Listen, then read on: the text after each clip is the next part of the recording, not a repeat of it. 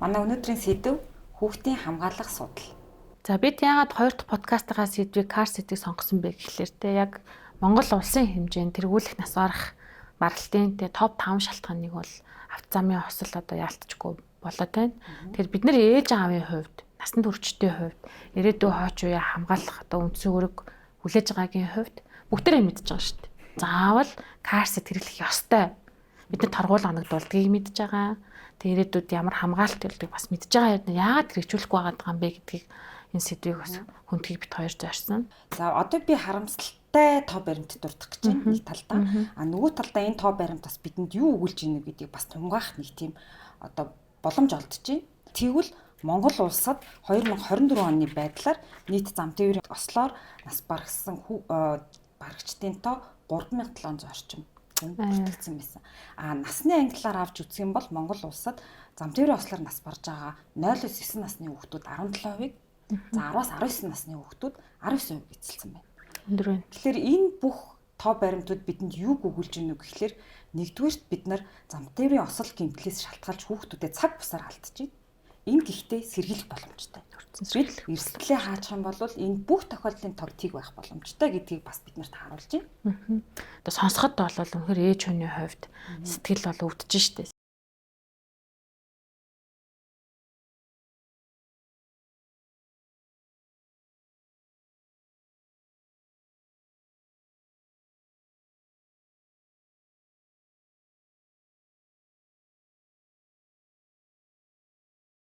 Америкийн нэгдсэн улс 1978 онд анхны замын хөдөлгөөний аюулгүй байдлынхаа хуулинд энэ аюулгүй суудлыг хэрэглэх талаар дурдж эхэлчихсэн юм байна. Тэгээд 2010 он гэхэд нийт энэ хүүхдийн хамгаалах бүс болон хамгаалах судалтай холбоотой хэрэгжиж байгаа хууль тогтоомж стандартын дээрээ дахиж судалгаа хийгээд тэрний том тайлан гаргаж ирсэн юм байна.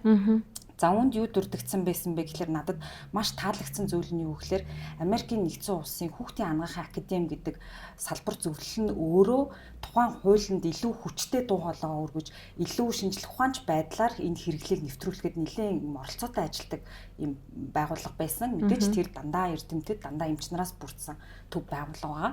Тэгээд энэхүү Америкийн хүүхдийн эмч нарын холбооноос удирдамжиндаа 3 төрлийн эмийг бүр ингээд заавалчгүй биелүүлээрэй гэж зааж өгөхийг хуулиндаа шингээж өгөхийг хүсэж исэн. За тэр 3 нь одоо хүртэл мөрдөгдөж байгаа. Тэр заавал мөрдөгчтэй 3 дүрм байна. Амар амархан. За нэгдүгээр дүрм за зорчигч хүүхдийн нас хэмжээнд тохирсон төхөөрөмжийг хэрэглэл. Бага насны хүүхдэд бол хамгаалах суудал, өсвөр насны хүүхдэд бол бүс. За тэр зориултын нь яг тэр насанд нь жинд нь өндөрт нь тохирсон төхөөрөмжийг хэрэглэе гэдэг нэгдүгээр дүрм. За хоёрдугаарт нь арын суудалд суулгаарай гэж зүйлсэн байна. 0-аас 14 насны бүх хүүхдүүд хэрвээ автомашинаар зорчих гэж байгаа бол заавалчгүй арын суудалд суун.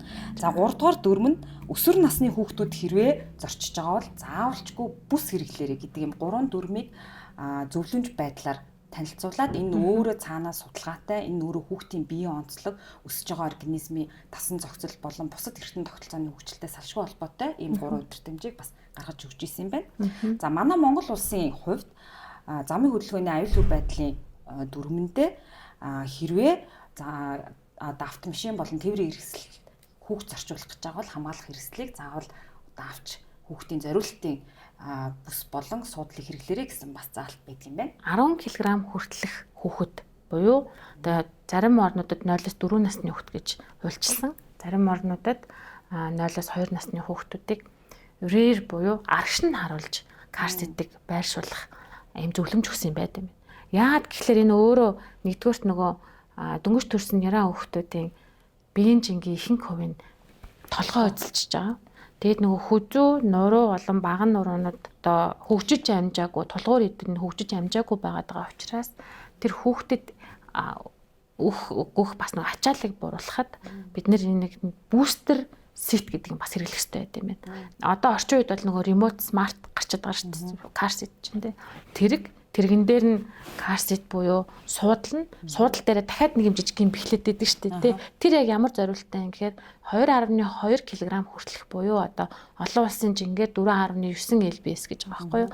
Жинтэй хүртэлх няраа хүүхдүүдийн толгой жижигхэн байвал гэсэн санаа байвал заавал энэ толгой хүү зүүнний хэсгийг хамгаалж энэ нурууны хамгаалт болгож энэ бустер судал хэрэглэхийг зөвлөдөг юм байна. Нэгдүгээр тэгэхээр манай ээж аав нар энэ дээр аюух анхаарах хэрэгтэй. Ягаад тэгэхээр нэг мөсөн томрох юм чинь нэг мөсөн томыг авъя. Удаан хэрэглэнэ гэж манайхан сонголтоо тэгж хийдэг шүү дээ. Тэгэхээр хэдүүлээ 0-3 сартаад нь бустер судлалыг ашиглаад 3 сартаагаас 6 сартаа, 6 сартаагаас 9 сартаад хүүхдийнхээ өндөр чинд тааруулж нөгөө судлалыг сонгох нь илүү одоо хэрэглээний хувьд илүү байд юм байна.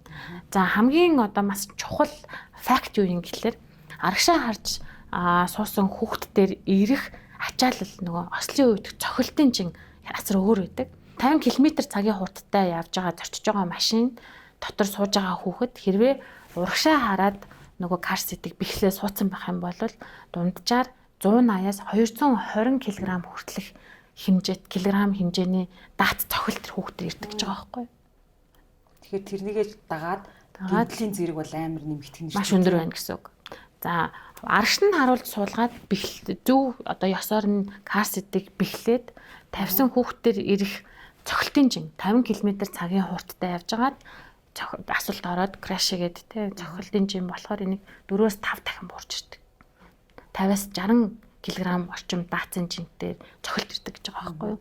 Тэгэхээр энэ нь юг харуулж байна гэхээр карсит өөрөө нялх хүүхдүүдийн энэ осол гэмтлийн одоо магадлал рискийг 70-71% та бууруулж чаддаг гэдэг шийдэл ухаан дээр батлаад өгсөн байт юм байна. Тэгэхээр хэдүүлээ болж өгвөл 4 хүртэлх насны хүүхдүүдэд за манайхан ч бас хүүхдүүд том болчдөг тийм мэдээж хүүхдүүдийн хөл гарын чөлөөтэй хэмжээнд хөдлөх хэмжээнд очтол нь хайлуулах буруу тийш нь харуулж байрлуулвал аюулгүй илүү риск багтай байдаг гэдэг хэрэгтэй даа шүү дээ. Заавал арын судал. Тэгэхээр хэдүүлээ хүүхдүүдийг уртлын судал суулгахгүй бай тий. За том хүүхдүүд 14-өөс дээш насны өндөр том жинтэй хүүхдүүдээ заавал судлалын бүс хэрэглэх хэрэгтэй юм байна. 10 кг-аас доош жинтэй мирануудаа арагш нь харуулад бустер нэмэлт судалтай бэхлэгчтэй зөв бэхэлж ингэж сулгаж ийж одоо 100% аюулаас хамгаалах нэ гэдэг нь 100% гэж 71% орчмоор тий хамгаалнаа. За амар өндөр эрсдлээс сэргийлж 0-оос 1 настай одоо жижигэн яра үед бол ингээд эвтэхээ бас тий харгалзаад ээж аав нь анхаарлаа хандуулж тийм ээ. Яг нөгөө хөдөлгөөнд орж байгаа бага насны хүүхдүүд дээр энэ судлалын хамгаалтын судал дээр нэг бас нэг чухал одоо баримтлах зарчим юу гэхээр нөгөө хүүхдийн толгойн өндрөөс ерөөсөө тэр арын судалны аравч ерөөс өндөр байж болтгоо гэж заадаг. Тэр нь өөрөө ямар шалтгаантай юм гэхээр хэрвээ ямар нэгэн байдал орсол гэмтэлд өртлөө гэхэд хүзүү тархийг хамгаалах чинь хамгийн том бэлгээ чинь тэр аравч хэсэг дээр байрлаж идэг. За тэгээд тэр мөн хэлсэн одоо нөгөө бамгаар зөөлөн байгаад идэг шүү дээ. Тэр чинь өөрөө нөгөө юм савлах хөдөлгөөнийг бас хязгаарлаж өгдөг. Тэгэхээр магадгүй нөгөө нэг насанд нь тохирсныг авчих гээд насанд нь тохирсныг авсан чинь тухайн хүүхэд маань насандаа бас өндөр хүүхэд ээж болно. Тэгэхээр дараагийн нэг бас айгүй чухал мэдэх ёстой юм юу гэхээр нөгөө толгойн өндрөөс ерөөсөө толгойн судлалынхаа аравчнаас өндөр ээж болохгүй. Тэгэхээр ээж аав нараа жирэмсний сүүлийн саруудаа тий эсвэл няраада карци сонгож байгаа бол авч очоод ингээд тавьж үзэж байгаад яг зөв таарсан бэхэлгээтэй тэгээ зөв карцитыг бас ингээд сонголтоо одоо зөв хийх нь айгүй чухал юм байна. Бас нэг сонирхолтой факт байсан юу гэхээр нөгөө бүх юм хугацаатай гэдэг факт байсан. Яагаад тэгэхээр нөгөө бид нэр ер нь бол ялангуяа одоо олон хүүхэдтэй гэр бүл анзаарч ирсэн нэг юм юу гэхээр нөгөө үеэс үеийн уламжлуулан хэрэгэлдэг те. Ингээ олон хүүхэдтэй ч одоо дэж бас нэг үеэлээс ах トゥ угээс та тэдэд том болцсон юм чинь ингээ авчлаг те. Энэ автомашины энэ хүүхдийн хамгаалах судал маань хугацаатай байдаг юм байна. За тэр хугацаа юунаас хамаардаг вэ гэхээр хийгдсэн материалын одоо бүтэц болон тэр материалын эдлэгээс шууд хамаардаг гэж үздэг юм байна. За дийлэнх хувь нөгөө хувцрын орц найрлагатай одоо полиэстер тийм полиэстер химийн нэгдэл байгаа учраас энэ маань өөрөө нөгөө машин бол ихэнхдээ гадаа байдаг. За тэгээд нөгөө температурын зөрүүнд орж байгаа энэ одоо температурын зөрүүнөөс тухайн нөгөөний хувцар маань уян аримхай чанар нь бас ингээд алдагдчихэдэг.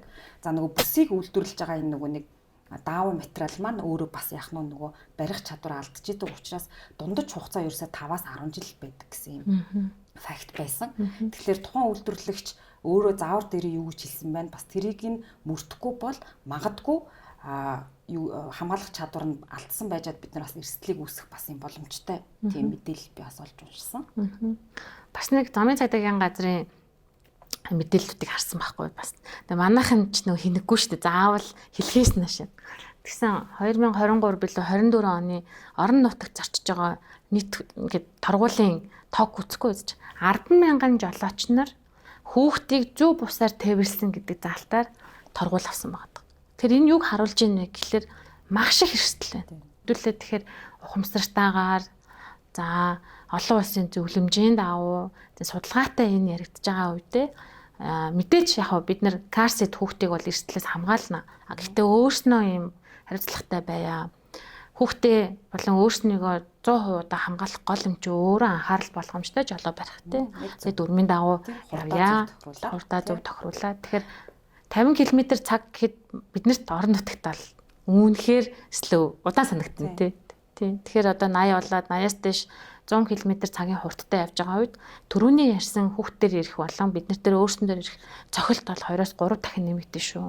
Олон төрлийн кар сетний үйлдвэрлэгч байгаа. Тэгэхээр үйлдвэрлэгч болгон уг нь бол аль болох энгийн аргаар бэхлэх юм арга замтай кар сетийг гаргах гэж л үзэж байгаа юм билээ. Гэхдээ хамгийн өргөн хэрэглэгддэг кар сетийн одоо ухсрах те зааврын юм уу оруулмаар санагдсан. Ээж хүний хувьд те. Тэгээ одоо яг энэ өөр хүүхдүүдийнхээ өмнө хөдлөөс хариуцлага хэдүүлээ биелүүлэхийн тулд тэр уриалмаар байгаа юм хэдүүлээ түүртэхгүйгээр яг зориултынхаа дагуу стандартынхаа дагуу кар сет буюу хүүхдийн хамгаалах одоо суудлыг хэрэглэж заншаа. Тэ хэдүүлээ маш олон төрлийн эрсдлээс хамгаална. За бас нэг ийм сэтгэл юм тоо уншсан байхгүй. Тэгэхээр энэ дээр яасан гэсэн 2017 онд жишээ нь зөвхөн Улаанбаатар хотод 127 хүүхэд зам дээрээ ослоор нас барсан байна. Үүнээс тал орчим хувь нь буюу 55% хүүхэд нь хүүхдийг буруу тээвэрлснээс буюу хамгаалтын суудал ашиглаагүйгээс олж тэр хүүхдүүд хороогийн мөх үсийг үзүүлсэн байна. Тэгээ хэдүүлээ одоо ээж хүний хувьд, аав хүний хувьд хариуцлага ухамсарлаа, хэдүүлээ хүүхдүүдэд хайрлаа, хамгаалъя, хариуцлагатай бай гэсэн уриалгыг гаргаж байна. За мөн Дэлхийн эрүүл мэндийн байгууллагын зөвлөмждөр юу гэхээр нийт Монголд одоо явж байгаа автомашины 80 орчим хувь нь хүүхдэд тээвэрлж явахдаа кар сетийг хэрэглэх юм бол бид нар одоо байгаа зам дээрх хүүхдийн үхлийг 50-аас 80% бууруулах боломжтой гэсэн ийм одоо судалгааг зөвлөмжийг өгсөн байна. Тэгэхээр энэ юг харуулж байна уу гэхэлэр биднэрт бол боломж байгаа байхгүй юу? Тэгэхээр Чили улсыг нэг яг ингээд 3 жилийн дотор хэрэгжүүлээд дембийн зөвлөгөөг хэрэгжүүлээд 2005 оноос хойш стандартчилж хуульчлаад 3 жилийн дотор зам тээврийн шалтгаанд хүүхдийн нас оролтыг 35%-аар бууруулсан юм амжилт байт юм байна. Тэр хэдүүлээ хэрэгжих боломжтой зорилготой. Манай Монгол их орон амар гоёштой залуучууд бас хүүхдийн их орон. Тийм болохоор бид нар амар энгийн бөгөөд жохон хариуцлагатайгаар амьдралдаа энэ хүчтэй юмнуудыг биелүүлчих юм бол магадгүй 25 оны эрүүл мэндийн статистик үзүүлэлт биднэрт бас сайхан үр дүн боломжтой гэдгийг бол Чили улсын жишээгээр бас бид нар харж байна тийм. За тийм өнөөдрийн маань fact and storytelling болон өндөрлөж байна. Дараагийн сурлаар утгагүй болцгоо. Баярлалаа. Баяртай.